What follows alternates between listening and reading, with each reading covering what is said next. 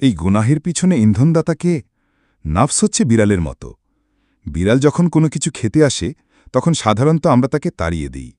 যখন আমরা তাকে তাড়িয়ে দিই তখন সে চলে যায়, তবে যাবার সময় পেছন ফিরে বেশ কয়েকবার তাকায়, কয়েকবার থমকে দাঁড়ায়, আবার সে খাবারের কাছে আসতে চায়। এভাবে থমকে থমকে পেছন ফিরতে ফিরতে সেখান থেকে চলে যায়, কিন্তু কিছুক্ষণ পর আবার খাবারের সন্নিকটে আসে। ওই খাবারে আবার মুখ দিতে চায়। ঠিক তখনই আপনি যখন আবার তাকে তাড়িয়ে দিবেন, সে দৌড়ে পালিয়ে যাবে। কিছুক্ষণ পর আপনার অগোচরে আবার খেতে আসবে। আপনি তাকে আবার তাড়িয়ে দিবেন। যতক্ষণ পর্যন্ত এই খাবারটা আপনি তার নাগালের বাইরে না নিচ্ছেন, ততক্ষণ পর্যন্ত বেহায়ার মতো বারবার ওই খাবারের কাছে যাবেই। আমাদের নাফসও ঠিক সেই বিড়ালের মতো বেহায়া। সে বারবার তার মনের চাহিদাকে পূরণ করতে চায়। যতক্ষণ পর্যন্ত নাফসের উপর লাগাম না দিবেন, ততক্ষণ পর্যন্ত তার কৃতকর্ম থেকে রেহাই পাওয়া যাবে না। বেহায়ার মতো অশ্লীলতার দিকে ছুটেই চলবে। যতই বাধা দিবেন, ততই সেদিকে যাবে।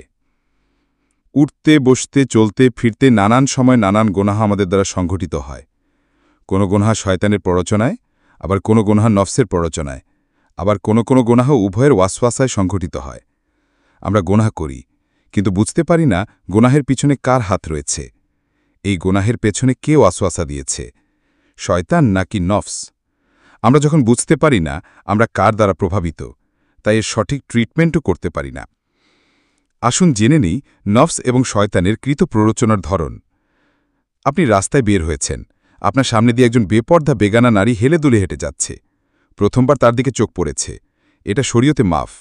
প্রথমবার দেখার পরপরই আপনি তার থেকে চোখ ফিরিয়ে নিলেন। এবার নফস এবং শয়তানের খেলমা দেখুন। আপনি ওই মেয়ে থেকে দৃষ্টি ফিরিয়ে নিয়েছেন।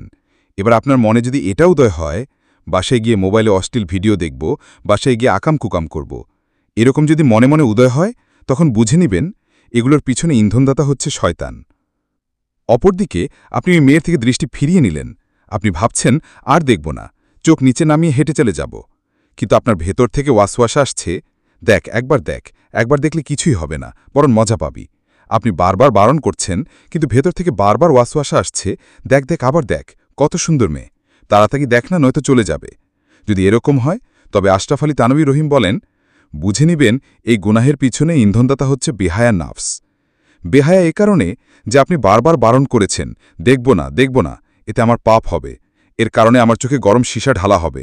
এতবার বারণ করার পরও সে ওই বেগানা নারী দেখে মনোবৃত্তি পূরণ করল। এজন্যই নাফসকে বলা হয় বিড়ালের মতো